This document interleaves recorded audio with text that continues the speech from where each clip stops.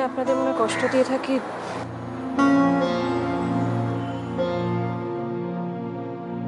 দু বছর থেকে সঞ্জুর কোনো খবর পাইনি। সে কি, আপনারা আর কোনো খোঁজ করেননি? আমরা অনেক খুঁজেছি কিন্তু পাইনি।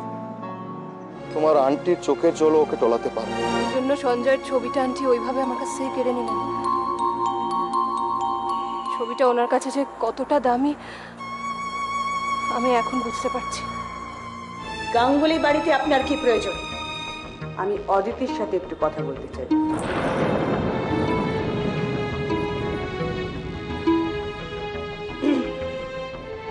অদিতির সঙ্গে আপনার দেখা হবে না। মা, কিছু হয়েছে মা? আপনার নামটা বলুন। আমি আমি তো অদিতি, অদিতি গাঙ্গুলি। গায়ত্রী দেবী, যান আপনার বন্ধু বান্ধবদের বলুন আমার ট্রান্সফারের ব্যবস্থা করতে। আমি ততক্ষণ ওর সঙ্গে একটু কথা বলবো। অদিতির সঙ্গে আপনি একা কথা বলতে পারেন না। সত্যি কিরণ সিং আপনাকে বুঝিয়ে দিয়ে যান যে এই ইউনিফর্মটার জোর কতটা। অদিতিকে যা জিজ্ঞাসা করার আমার সামনেই জিজ্ঞাসা করুন। আপনি নিজে যাবেন না আমি ব্যবস্থা করবো অন্য?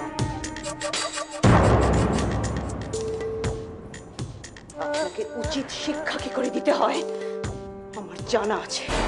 চেষ্টা করুন। আর চ্যালেঞ্জটা হলো না না না, কি কি কথা বলছো তুমি? তুমি বলছো হঠাৎ করে চলে যাবে। কেন যাবে? কি আশ্চর্য, তুমি এটা কি মেনে নেওয়া যায়? এটা আমার কিছু করার নেই কাকাবাবু।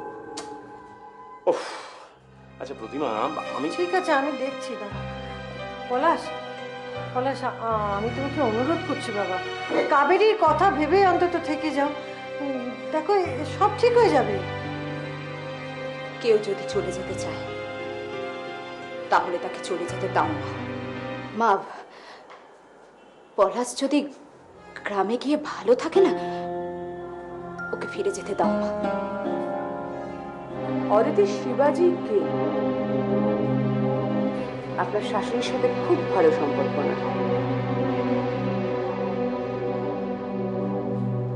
ওনাকে দিয়ে অনেক অবৈধ কাজ করানো, জানেন তো আপনি? আমি আমার আমার মা যে এরকম কোন অবৈধ কাজের মধ্যে ইনভলভ থাকতে পারে এটা তুমি ভাবতেই পারি না। বিয়ের পর 6 বছর আপনি এখানে ছিলেন না। কোথায় ছিলেন?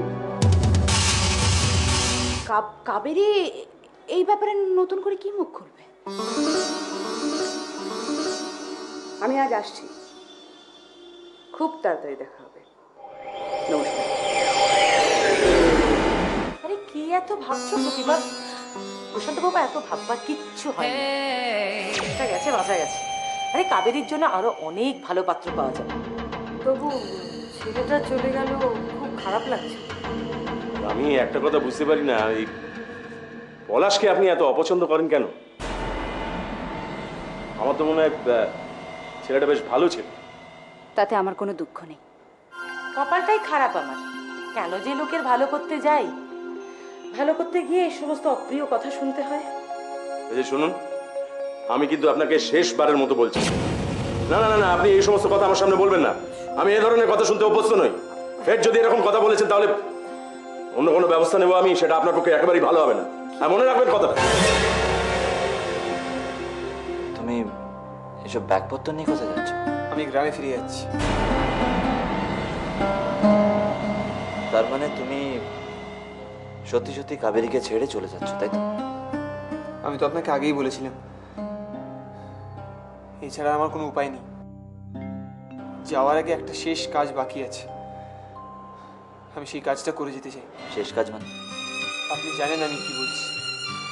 আপনি বলুন কবে কখন আমি কাবেরীকে যোগদান করতে পারি।